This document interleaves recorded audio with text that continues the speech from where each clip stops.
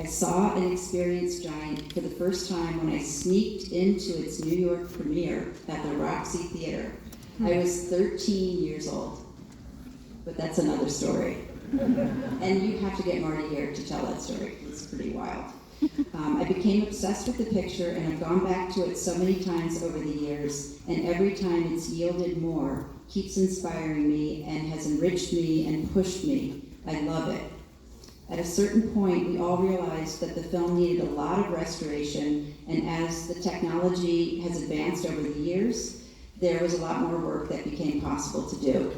I'm deeply grateful for Daphne Dents and Bob Bailey of Warner Brothers and the whole team at Warner Brothers. They've given us all a great and truly precious gift with this new restoration. Thank you, Margaret, and thank you to Marty. Stephen, what was your initial relationship with Giant? Did you sneak in, or did you pay like a grown-up? My initial relationship with Giant was the first time I saw it on television, not the best way to see. That's how George Stevens envisioned it. To be seen on television with commercial breaks and cut down. That was his passion. No. Well, then his passion was realized with me, because it worked on the small screen too, but it is called Giant, and I screened it for myself many, many times. I would just get a 35mm print, and I would sit there in a screening room at Universal where we show all the rushes, and I would just run Giant. I ran Giant. Maybe I've seen Giant on the medium-sized screen about 20 times, but I have seen Giant overall at least 50 times, I'm sure. George, what do you think it is about this movie that speaks to people, that speaks to 13-year-old boys, that speaks to fully grown film directors? Well, I think someone said, that this is an epic film with the most expensive picture that Warner Brothers had made at that time, and about twice as expensive as Jack Warner thought it was going to be. And it was most successful box office picture of Warner's. That for an epic film, someone pointed out, it's really remembered more for the breadth of its humanity. There's so many characters and themes that resonate, and I think that's what's important about it. And also it speaks to themes, including the situation with the Hispanic people in Texas at that time, 1950s, and a strong woman at its center, which are not common. I think it makes it a very modern film for today. In my fantasy world, which you were heavily involved in, Stephen, I think you should clarify that. Do you and Margaret call each other and be like, what do you want to do next? Let's do Giant. Like, how does that process work? Well, the process, we have a really great process. Margaret and Marty and our board, we all can put names into a hamper to basically discuss which films should be restored. There used to be a lot of urgency with restoration based on nitrate film that was easily flammable and would be, 50% of all the movies ever made have already been destroyed and cannot be found. So it was very, very important. Now, Giant didn't fall into that kind of category, but George Stevens did a very amazing thing with Giant. The entire first third of the film has these long, slow bleed-overs or dissolves from one scene to the next. And they used to do dissolves called optical dissolves. And so years ago, when Giant was first made in 1956, all they had was an optical printer. And when you put anything through an optical printer, the film loses a generation, which means where you see it dissolve, it's grainy. And then when the dissolve is over, it's clear again. And even when they struck the first Blu-ray I saw of Giant, there still was a big issue with all those dissolves. They were still, I thought, a little unacceptably grainy. So this restoration was, the 4K restoration was really to try to correct that and to try to make it blend with the rest of the film, which Warner Brothers, they did, Bob, and they did a great job. And so I called George about a year ago, and I just said, I really like the Blu-ray, I think it's great, but would you mind if we took another pass at it? And George immediately said, do And, you know, there are all kinds of people in the movie world, but Stephen, there's no person busier in Hollywood and has more opportunities to be making more films and raising a family. What really defines certain people, and Marty can be counted in this, is that Stephen has time outside of all of his own endeavors to take it upon himself to say, this film means a lot to film history, and I want to do something about it. And I salute you, Stephen, for that quality.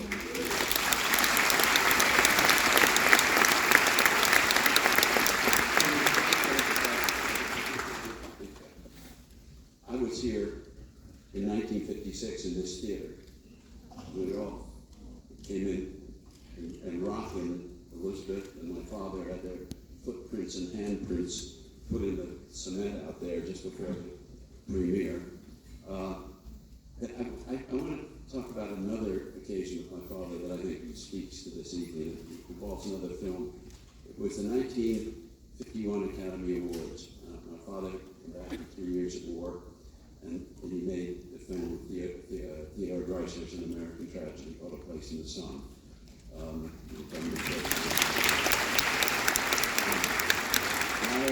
I went to the Academy Awards with my father and my mother and his mother, the actress Georgie Cooper. And I remember Dad was driving the car. And I sat next to him. It was here at the Academy Awards at Chinese Theater. And somewhere on there in an aisle, and Joseph Mankiewicz, name familiar, came on the stage. He was then president of the Directors Guild to announce the award for Best Director.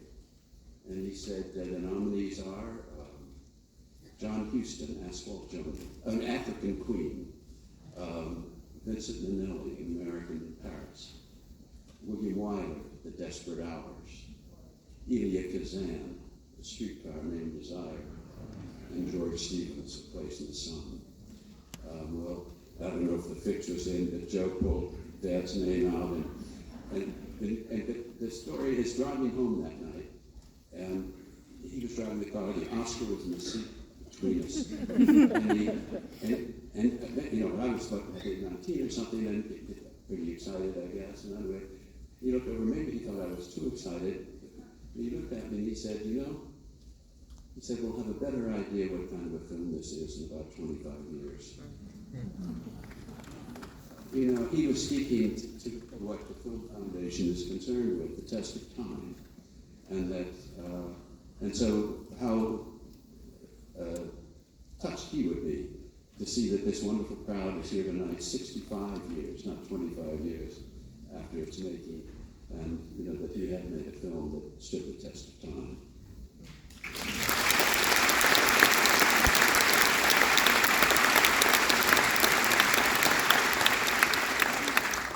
What I took from that story is that it was a pretty easy win that year.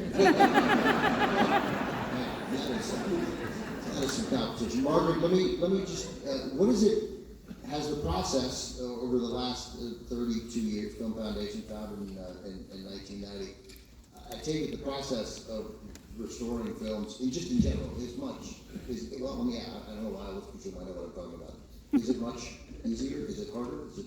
Well, the process has changed because the technology changes, and Giant's a really good example of, you know, a film that has actually been preserved and restored a few times. Because when restoration, you know, began and the archives were doing it from the 50s, 60s, 70s, and the studios, you know, started doing it a little bit more once the awareness was raised, thanks to Stephen and Marty and directors who really advocated for it. It was all photochemical, so that was the gold standard. Is you would make a film to film copy, and so preservation was how we really brought films back to life and made them available for future generations for about, I think, you know, at least 15 years from the first part of, you know, first half of the Film Foundation. And when, with the advent of digital technology, there were just these incredible new tools that would allow you to take, for example, like a 3-strip Technicolor film and finally make those color records in accurate registration so you wouldn't have fringing around characters, and you could repair scratches and tears that were, they take you out of the film. So, if used with a light touch, digital technology is an enormous kind of a revolutionary change for film restoration. You can restore films that you wouldn't see otherwise. So Giant was first photochemically preserved in 95 or 96. Oh, no, I think in the 70s first. Right. I think I've been involved in 4 restorations. This is the 4th.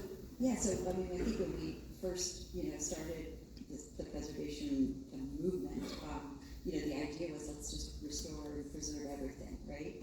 And then the realization is as the new technology changes and people the image quality is so much better on home entertainment, you just keep improving that so that new audiences and new generations will discover these films, and the films are kind of kept up to the current standards. George, I was reading your wonderful book, My Place in the Sun, Life in the Golden Age of Hollywood, Anne Washington.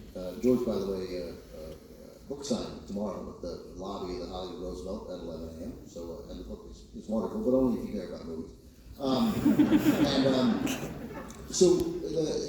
Reading you have the memo sent from Jack Warner to your father, where he thinks the screenplay is a little long.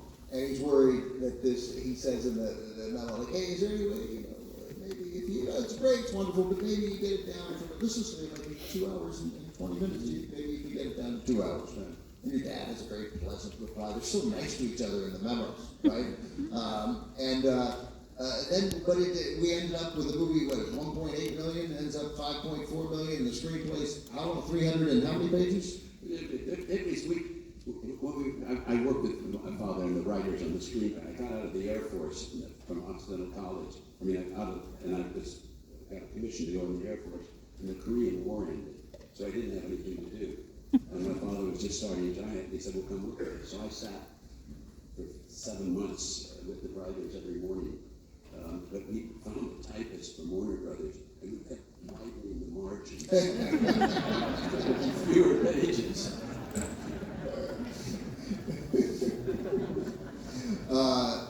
But your father had this wonderful reputation of,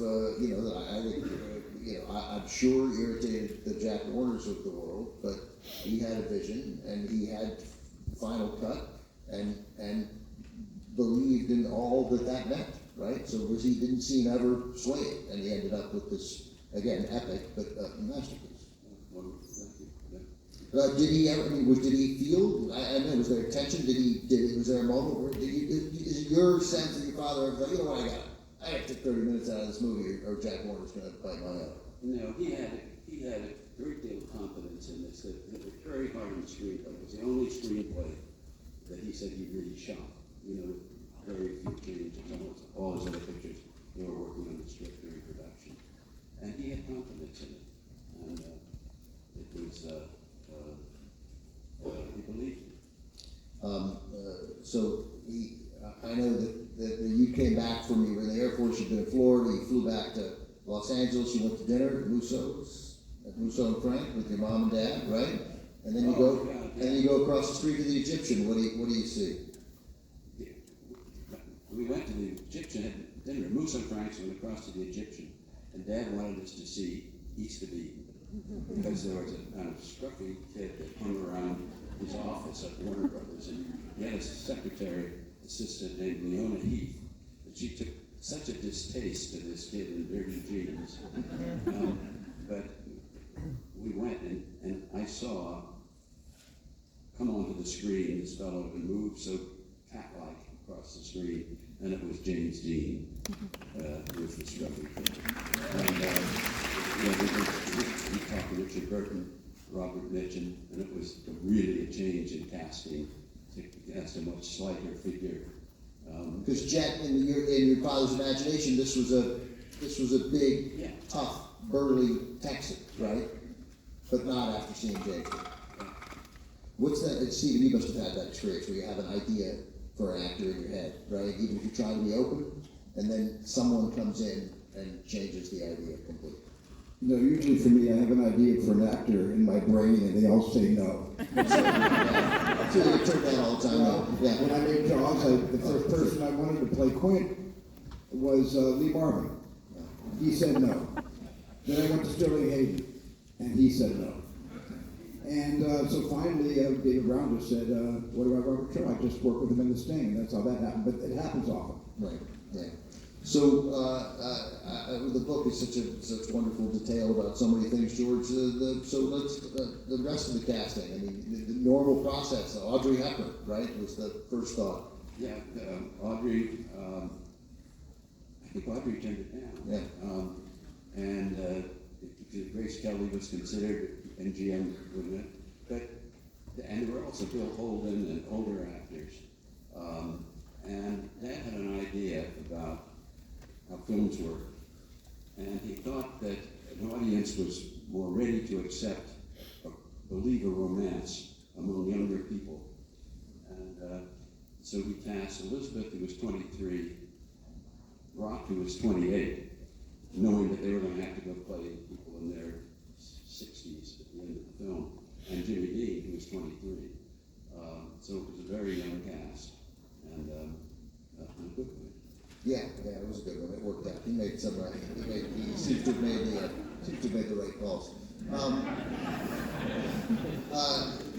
mean, it's so every time I do a lead in, and people they always react the way this audience did, and we all do as movie lovers when you hear these other names associated with these iconic roles, right? And you think, oh my God, what if Audrey Hepburn instead of Elizabeth Taylor, or Robert Mitchum instead of James Dean? But when the movie works, right, then it becomes impossible to imagine anybody else. Yeah. It's they become.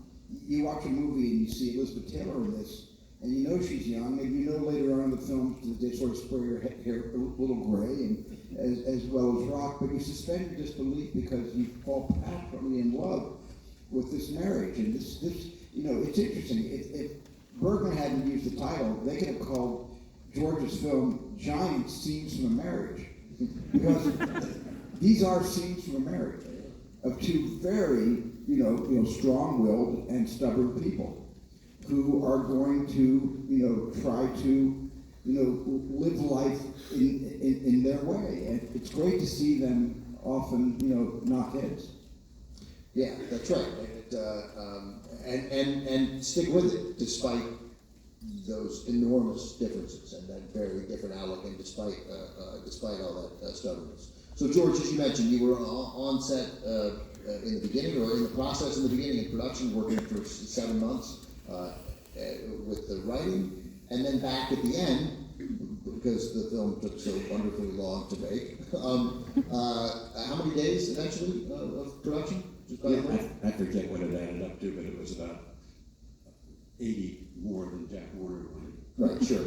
And then to say nothing of the editing afterwards and compiling everything together. So, but you were there in that process too, right? I just remember here, I was obviously going to be young. I was just out of the Air Force, 22, I guess, and 3, and editing this film, 3 hour film was longer than that, trimming it down, and Dad just kept starting to reel one and go through it, and he'd change it close up, and he'd take something off of this scene. And I remember a hot day at work, I said, Dad, this picture's awfully good, don't you just think you ought to get it out there, And he said, think about how many man hours, as the term was in those days, are going to be spent watching this film. Don't you think it's a good idea for us to spend a little more of our time improving it? And here we are. George, I'd like to get a couple of stories out of you, just because you were there, and so you did get to know James Dean, who was basically your age. right? Yeah. And there's a lunch with you on the lot with you and James Dean and Dennis, right? Dennis Stock, right? To all those great pictures, yeah. So what was that? And then I love the little, you get a slice of what was going through Dean's head, even though he tried to seem like he didn't care. Yeah, but it's a big, the executive dining room or whatever they call it, and they have all the pictures framed of Ogie and Cagney and all of them, and Jimmy had this kind of material way, and when he got up to go out, and he kind of winked at Dennis Stock, and he went and he kind of stood between the pictures and made himself real thin. He was had very much a sense of presenting himself. But in between Cagney and Bowie, right? Yeah. Yeah. And then you were friendly with him, right? You were friendly with him. I was. Yeah. And I guess that I just would mention, I was, again, in the Air Force, I was at the studio during the filming of the fight scene in the cafe. That I don't want to give the movie away, but there's a fight scene. I was sitting there, and I remember Jimmy came in, and he had his kind of tinted glasses, and he went and sat down next to me, and he said, Dad, he'd agreed with my father that Dad had asked. He said, "Do you have this appetite for racing cars?" He said, "I'm going to have to ask you not to race cars while we're making this picture, because if you get hurt, it's going to put 400 people out." And Jimmy said he would, and he held to that. Then he told me he finished shooting before the others, and he said, "I just bought a Porsche Spider 500. And I said, "You want to ride?" So we walked out of the soundstage, and here's this little silver roadster. And you climb in, and it's called the Little Bastard, he named it. Sit up, and we go careening through the tall sound stages with the sound echoing and On the lot. on the lot. We're back, and fortunately, the prop truck with the police, that was his nature. And anyway, so we he kind of parked the car and he grinned, and I grinned back and grinned back. But it was sadly 3 weeks later that he was going to race the car in Salinas, and he told my father that he was going to truck it up. But then in the morning of, he decided to drive it up, and that decision led to this great misfortune, because he was a talent, and I think he would have become a director. And it was really a light went out when Jimmy died. You think he would have been a director? Is that yeah. Yeah. And actors started doing that. What do you, Stephen, does that make sense? Actors become, I mean, other directors have told me that actors make the best directors. They make good directors, they don't make the best directors.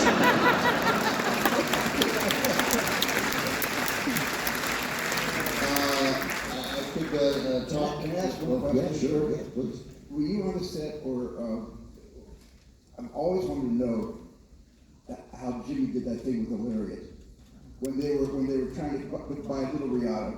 What was that? Did he come up with that? Did the writers come up with that, or did your dad come up with that? Jimmy was, there was a fellow named Bob Hinkle, who was our Texas talk man. And Jimmy spent a lot of time with him, and he taught him to play with the lariat. And it was Jimmy's idea to use that. And that little salute that he uses when he walks out of the room. That was Jimmy's? My father was known for shooting a lot of film and covering every angle, which enabled him to work around and shorten scenes and be off of actors when their performance wasn't good. It was really a tool for him. But there's a scene where Jimmy Dean, I don't want to talk much about the movie, but when he's offered some land, and you just notice that the camera stays on him for 3 minutes. Right. That really didn't need the coverage there. Yeah. Well, I have so many more things to ask, and I could talk to you guys forever, but it is a 3 hour and 20-minute movie. By the way, I'm always struck by this, and this reaction is going to be more than you think. How many people here at the TCM Classic Film Festival? These are all classic movie fans. How many people have not seen Giant? I'm not going to be able to. Oh, look at that! A lot of people. Yeah, it's really stunning how many people haven't. Well, you're in for a treat. And you were going to see an unbelievably pristine, wonderful. Yes, go And ahead. it does not feel like 3 hours. No, it doesn't feel like 3 hours and 20 minutes. Margaret, George, Stephen, thank you. Thank you guys for coming.